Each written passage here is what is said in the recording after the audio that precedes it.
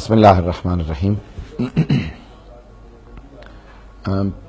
ایک تجزیہ ہے کہ پوری دنیا میں جو حالات پہلے 10 سال میں تبدیلیاں آتی تھیں وہ اب 1 سال سے کم مدت کے اندر اس سے زیادہ تبدیلیاں آ جاتی ہیں، اور پوری دنیا کے حالات جس تیزی سے تبدیل ہو رہے ہیں 11 ستمبر کے واقعے کے بعد ایک عالمی استعماری جو تناؤ پیدا ہو گیا ہے، اس کے تناظر میں بات بالکل واضح ہوتی چلی جا رہی ہے کہ آخری زمانے میں صرف 2 کیمپ ہوں گے، حسینیوں کا، یزیدیوں کا، یا امام زمانہ علیہ الصلوۃ والسلام کا اور ان کے مخالفین کا۔ تمام ادیان میں ایسا ہی ہوگا، حتیٰ مختلف جو دین ہیں جن کے اندر امام مہدی علیہ السلام امام نہیں ہیں لیکن ان کے ہاں مہدویت کا تصور پایا جاتا ہے یا سیویر کا، وہ بھی منتظر ہیں اور چاہتے یہ ہیں کہ اگر آج ایک ایسی عالمی ہستی کا جو الہی نمائندہ ہو ظہور ہوتا تو ہم ساتھ دیں گے۔ اب جب تمام دنیا اس تناظر میں ہر چیز کو دیکھ رہی ہے تو اگر ان کے ماننے والے اس بات کا ادراک نہ کر پائیں تو یہ نہایت افسوس کی بات ہے۔ تو آج ہمارے جوانوں کو بیش از پیش پہلے سے بہت زیادہ اس بات کی طرف توجہ بھی دینے کی ضرورت ہے کہ ہم امام زمانی ہیں اور ہمیں حقیقی معنی میں امام زمانی بننا چاہیے۔ امام زمانی کہہ رہا ہوں یعنی امام کو یاد کرنا، امام سے متعلق پڑھنا، ان کی معرفت، ان سے متعلق دعائیں، ان کے اہداف، ان کی حکومت، اب یہ تمام چیزوں کی طرف بہت زیادہ توجہ کی ضرورت ہے، اور انسان کو کم از کم دن میں 1 مرتبہ صاحب الزمان علیہ السلام سے متعلق ضرور سوچنا چاہیے، اور اگر نہیں سوچتا تو پھر اس کو اپنے متعلق سوچنا چاہیے کہ خدا نخواستہ میں کس کے انتظار میں ہوں۔ ایسا تو نہیں کہ کہیں میں باطل کے انتظار میں بیٹھا ہوں اور میں حق کے انتظار میں نہ ہوں۔ تو حق کے ساتھ وابستہ ہونے کے لیے حق کا عشق، محبت، ولایت، معرفت، یہ سب چیزیں بہت ضروری ہیں۔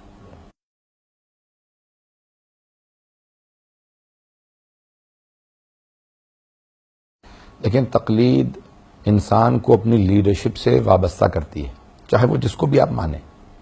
کسی ایک کو نائب امام مان کے اور اس کو امام تک پہنچنے کا وسیلہ سمجھ کے آپ اس کی تقلید کرتے ہیں۔ مسائل صرف عبادات تک محدود نہیں ہیں، بلکہ تمام تر زندگی کے امور میں آپ کسی ایک کی طرف رجوع کرتے ہیں، اس کو اپنا آئیڈیل مانتے ہیں، اس کو اپنے، کیونکہ امام زمانہ تک ہماری مستقیما رسائی نہیں ہے، بھی ایک حد تک کہ ہم لوگ امام سے عشق و محبت کرتے ہیں، لیکن ہم اگر چاہیں کہ امام یہاں پہ اپنی نظر دیں، ہم کیا کریں؟ تو ہم اتنی صلاحیت نہیں رکھتے کہ امام سے مستقیماً وہ رائے لے سکیں، امام کے نظر لے سکیں۔ تو کوئی ایسا پاک دامن انسان ہونا چاہیے جو متقی ہو، علم و پرہیزگاری کے اندر ہر چیز میں بہت بڑے رتبے پہ ہو، کہ جو ہماری نسبت امام سے بہت زیادہ قریب ہو۔ جیسے ہم تاریخ میں مثالیں دیتے ہیں کہ ختم مرتبت سے ان کے صحابہ میں جو سب سے زیادہ قریب تھے جناب سلمان تھے، جناب ابو ذر تھے، جناب مقداد تھے، جناب عمار تھے۔ اصحاب امیر المومنین میں جناب مالک اشتر تھے، جناب کمیل تھے، جناب ویسے میں عمار تھے، اسی طرح سے دوسرے ائمہ علیہ السلام کے اصحاب۔ تو آج کون ہیں وہ افراد جو اس وقت ہماری زندگی میں امام زمانہ سے بہت زیادہ قریب ہیں؟ اگر امام تک ہماری رسائی نہیں تو کم از کم ان لوگوں کے ذریعے ہم امام کے اصل نظر کو، ان کے رائے کو اپنے اوپر لاگو کر سکیں کہ امام ہم سے کیا چاہتے ہیں، کیونکہ ہم اتنے گنہگار ہیں کہ ہم امام سے مستقیما رسائی پیدا نہیں کر سکتے۔ تو کوئی ایسا ہو کہ کم از کم اگر وہ اس طرح سے 100% نہ پیش کر سکتا ہو تو 80، 90%، 95% وہ امام کی آراء کو ہم تک پہنچا سکے۔ اسی کا نام تقلید۔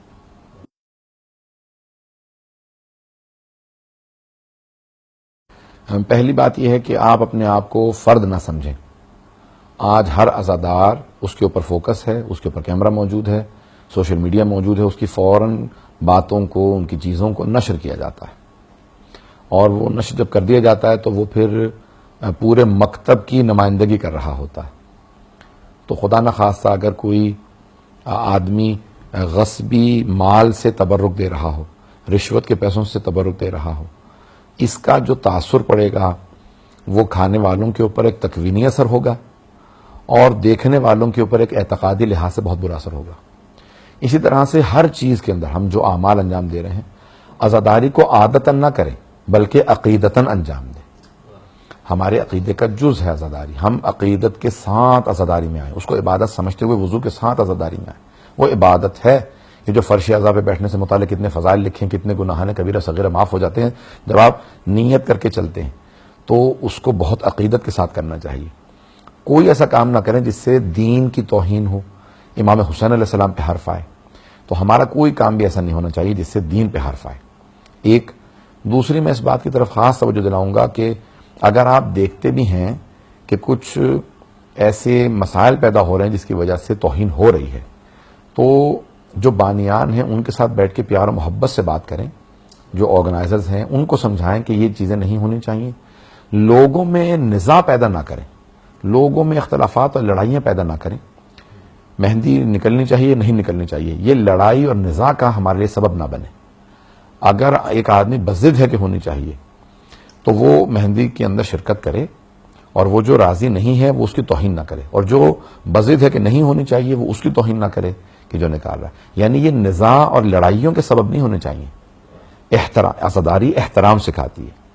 تو ہم احترام کے ساتھ دوسروں کے عقائد کا، دوسروں کے نظریات کا، دوسروں کے رسومات کا، جب ہم ہندو اور سکھوں اور یہودی اور عیسائیوں تک کے رسومات کا احترام کرتے ہیں تو دوسرے عزاداروں کے رسومات کا احترام کریں. عزاداری دراصل تو صرف گریے کا نام ہے بس. باقی تمام چیزیں جو اس کے اندر آہستہ آہستہ اضافہ کی گئیں، وہ اس مکتب، اس پلیٹ فارم کو، اس پورے کے پورے نظام کو دنیا تک پہنچانے کے لیے سارے اسباب مہیا کیے گئے کہ ہم تک محدود نہ رہے بلکہ دوسروں تک پہنچے. اس لیے مدارس برپا کی گئیں کہ صرف مصائب نہ ہوں بلکہ اس کے جو جملے ہیں وہ دوسروں تک اہل بیت کی فکر پہنچے، ان کے نظریات پہنچے، ان کے عقائد پہنچے، تفسیر قرآن پہنچے، حدیث پہنچے. سڑکوں پہ جلوس نکالا تاکہ دوسروں کو پیغام پہنچے کہ کوئی مظلوم تھا جو شہید ہو گیا. تو اب یہ ساری چیزیں، گریا اصل ہے، باقی سب چیزیں جو اس کے اندر اضافہ ہوتی چلی گئیں وہ صرف اور صرف اس کے اندر تقویت دینے کے لیے، عزاداری کو مؤثر بنانے کے لیے، تاکہ دوسروں تک پیغام پہنچے. کل کوئی ہم سے شکوہ نہ کرے کہ تم لوگوں نے ہم تک پیغام نہیں پہنچایا تھا امام حسین علیہ السلام کا. تو ہم نے اس میں بہت سی چیزوں کو کوشش کی کہ رائج کیا جائے تاکہ دوسرے بھی وہ پیغام حاصل کر سکیں. تو اب ہمیں اس بات پہ خاص طور سے سوچنا چاہیے، کوئی ایسا کام نہ کریں کہ دوسروں کو غلط پیغام جائے. جب لوگ دیکھیں تو وہ اس پیغام کو دیکھنے کے بعد اپنانے کی کوشش کریں. امام حسین صرف شیعوں کے نہیں ہیں، امام حسین پوری کائنات کے لیے آئے. امام حسین سب کے ہیں، صرف مسلمانوں کے نہیں، حتیٰ کفار کے لیے بھی امام حسین علیہ السلام ہے. جو امام حسین کو مانے گا امام حسین اس کے ہیں. اور آج پوری دنیا میں سید الشہداء کا عشق موجود ہے. لوگ سننا چاہتے ہیں، جاننا چاہتے ہیں امام حسین کون. آج جب مغربی دنیا میں کربلا کے نام پہ گلیوں کے نام رکھے جا رہے ہیں، اس کا مطلب ہے کہ لوگ جاننا بھی چاہتے ہیں اور ماننا بھی چاہتے ہیں. تو ہمیں اس طرح سے پیش کرنا چاہیے کہ لوگ اس کو مانیں، پہچانیں، اپنائیں.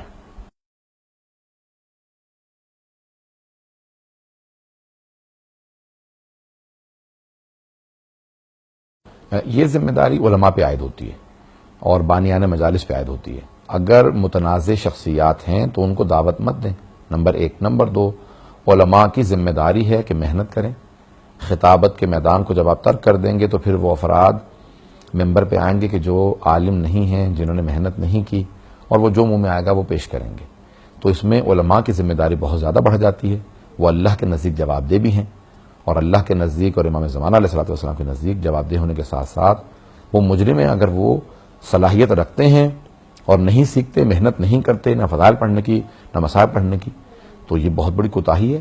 اور ہم مکتب کی خدمت میں اگر کوتاہی کریں گے تو ہم جواب دیں اپنی قبروں کے اندر. تو میں سمجھتا ہوں کہ خطابت کے میدان میں علماء کو بہت محنت کرنی چاہیے. فارسی کی مثال ہے کہ خانہ خالیرہ دیو میں گرا، اگر گھر خالی ہونا تو جن قبضہ کر لیتے ہیں. اسی طرح سے جب ممبروں کو آپ چھوڑ دیں گے، محنت نہیں کریں گے، لوگ اچھی محنت کی تقریر سننا چاہتے ہیں، نہیں سننا چاہتے کہ مولانا نے کیا. بعض اوقات الفاظ آپ کے اچھے نہیں ہوتے تو لوگ محنت سننا چاہتے ہیں. تو محنت کر کے آئیں، ممبروں پہ آئیں، خدمت کریں، اور اس سے بڑی کوئی خدمت نہیں. جب علامہ طباطبائی رحمۃ اللہ علیہ جیسی ہستی کہ آخری عمر میں ان سے پوچھا کہ اگر آپ دوبارہ اپنی زندگی گزاریں تو کیا کرتے، تو کہا میں امام حسین کا مصائب پڑھنے والا بنتا. کہ جتنا ثواب امام حسین کے مصائب پڑھنے کا کسی چیز کا نظر نہیں آیا. تو میں یہی کہوں گا اپنے برادران سے کہ معاشرے میں اس وقت ضرورت ہے اور وہ محنت کریں اور آئیں میدان میں.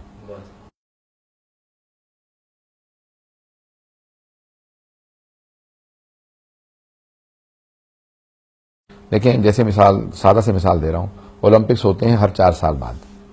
لوگ 3 سال محنت کرتے ہیں، چوتھے سال میں بعمل بنتے ہیں اور پھر جانے کے بعد کمپیٹ کرتے ہیں. ہمیں پورا سال ملتا ہے کہ ہم تیاری کریں، محنت کریں کہ صحیح طرح سے پیغام. شب قدر وہ 3 شبوں میں آ جاتی ہے کہ ان میں سے کوئی ایک شب قدر، نیمہ شعبان سال میں ایک مرتبہ۔ اللہ نے مناسبتیں رکھی، دیکھا، اللہ جانتا ہے کہ لوگوں میں پورے سال قوت سے خدمت کا ان میں جذبہ موجود نہیں ہوگا، بہت کم افراد ہوں گے جن کے اندر پورے سال وہ انرجی رہے گی، وہ قوت رہے گی، وہ ان کے اندر توانائی باقی رہے گی، تو باقی لوگوں میں نہیں ہوگی، تو وہ کیا کریں؟ جیسے مثال کے طور پہ مختلف تحریکیں شروع ہیں کہ امام حسین کے تعارف کروانے کے حوالے سے مختلف آج کل کام ہو رہے ہیں، پوسٹر لگائے جائیں، بینر لگائے جائیں، مختلف شخصیات کے اقوال لگائے جائیں، تو ہر آدمی پہچانے کہ امام حسین علیہ السلام کون ہے۔ ہر آدمی جس کو وہ مانتا ہے اس سے سننا چاہتا ہے کہ حسین کون ہے۔ جو مجھے مانتا ہوگا وہ چاہے گا کہ میں ان کو بتاؤں اور ان کی معرفت میں اضافہ کروں، جو مجھے نہیں مانتے وہ اس سے سننا چاہیں گے جو جس کو وہ مانتے ہیں۔ تو ہم پورے سال محنت کریں کہ ہم 2 مہینے 8 دن کے اندر اس طرح سے پیغام پہنچائیں کہ سب کے لیے قابل قبول بھی ہو، قابل عمل بھی ہو اور وہ اپنائیں، کیونکہ آخری زمانے میں کوئی دنیا میں ایسا آدمی نہیں ہوگا جس نے امام حسین کا نام نہیں سنا ہوگا۔ تو اگر ہم اس کا ایک جز بن جاتے ہیں، ہم اس کا ایک حصہ بنتے ہیں، اس تشہیر کا، اس تعارف کا، اس معرفت کے اجاگر کرنے کا، تو اس سے بڑی عبادت کیا ہوگی کہ آج امام زمانہ کے لیے مقدمہ فراہم کر رہے ہیں، امام زمانہ کے ظہور کے لیے مقدمہ، تو یہ بہت بڑی سعادت ہے کہ امام حسین کا تعارف کرانے کے لیے جو لوگ حصہ لیں گے تو وہ بہت بڑی عبادت، بہت بڑی اس عالمی تحریک اور نہضت کا، بلکہ عالمی جو ظہور ہے اس کا جز ہیں وہ لوگ، تو یہ بہت بڑی عبادت ہے۔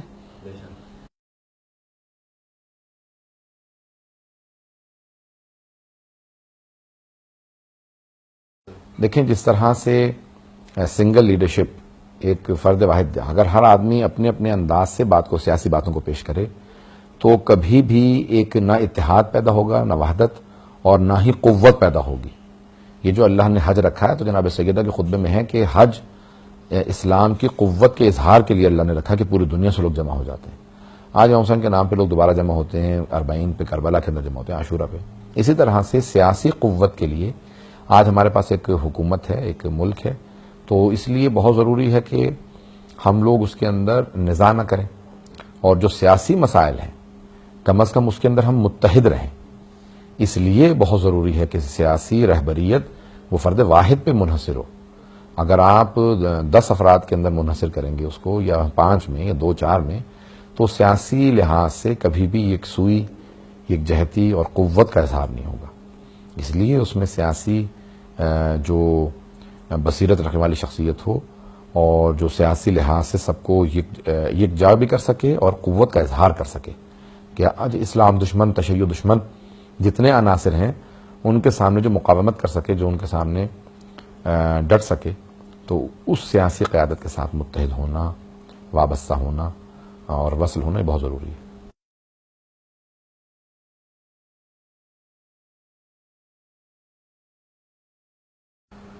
دیکھیں میں اس میں بہت زیادہ تنقید نہیں کرنا چاہتا، لیکن پاکستان جو ہے وہ ایران کے بعد شاید دنیا کی سب سے بڑی شیعہ آبادی ہو۔ کچھ لوگ کہتے ہیں کہ ہندوستان ہے، اس کے بعد پاکستان ہے، مجھے اندازہ نہیں ہے، لیکن بہرحال پاکستان دنیا کی سب سے بڑی شیعہ آبادیوں میں ہے۔ لیکن اگر ہم اپنے اثر و نفوذ کو دیکھیں قومی حیثیت سے، تو ہمارا اثر و نفوذ بہت ضعیف ہے، بہت کمزور ہے، اور اس کی متعدد وجوہات ہیں۔ اس میں سے سب سے جو بڑی علت ہے وہ ہمارا آپس میں متحد نہ ہونا، اور اگر 2 افراد متحد ہوتے ہیں تو وہ 50 افراد کی جو بس لوٹ لیتے ہیں، تو وہ 2 افراد اتحاد کی وجہ سے، وہ 50 افراد الگ الگ ہوتے ہیں، تو وہ 50 افراد 2 کے مقابلے میں کچھ نہیں ہوتے۔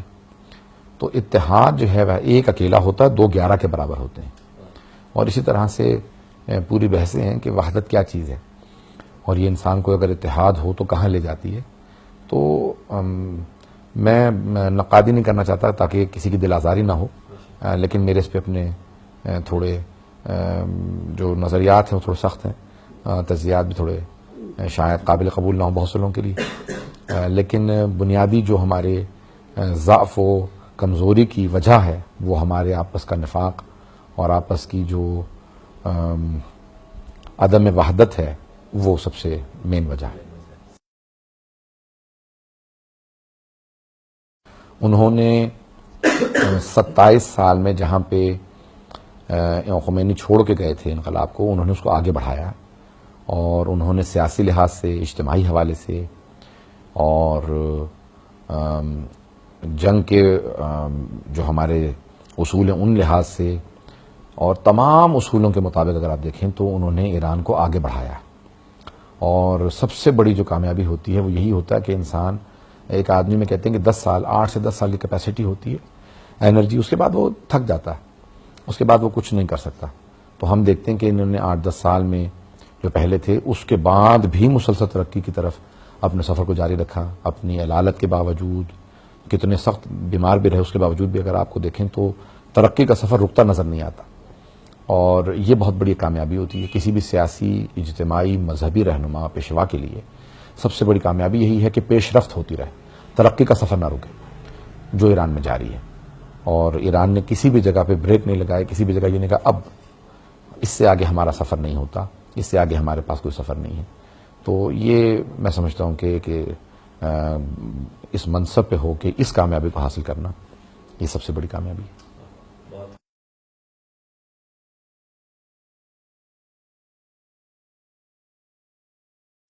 متعدد جگہوں پہ کہہ بھی چکا ہوں اس بات کو، دوبارہ کہوں گا کہ اگر کربلا سے جناب زینب کے عزم کو اور جناب سید الشہداء کے صبر کو نکال دیا جائے تو کربلا کربلا ہی نہیں ہے.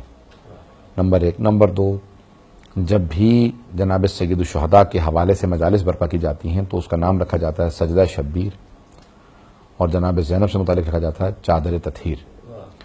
تو اس لیے ہمارے تمام برادران، خواہران اس بات پہ خاص توجہ رکھیں کہ جلوسوں میں کم از کم اس اہتمام کا پاس رکھیں کہ کوئی دیکھنے کے بعد جناب زینب سلام علیہ سے متعلق اس کو غلط فہمی پیدا نہ ہو، امام حسین سے متعلق غلط فہمی پیدا نہ ہو. تو اس لیے ایک تو سیاہ لباس کا، رنگ برنگے لباسوں میں مت آئیں. پوری دنیا میں سیاہ لباس علامت ہے غم کی. یہودیوں میں، عیسائیوں میں، پوری دنیا میں چلے جائیں تو وہ جنازوں پہ سیاہ لباس پہنتے ہیں. سب کو پتہ ہوتا ہے یعنی یہ غم میں ہے. نمبر 1. نمبر 2، جب آپ آئیں تو پھر آپ کا چہرے کے تاثرات ایسے ہوں کہ پتہ چلے کہ یہ غم میں آئے ہیں، خوشی میں نہیں آئے ہیں، مسکرا نہ رہے ہوں، ہنس نہ رہے ہوں، آپ بہت سنجیدہ ہوں.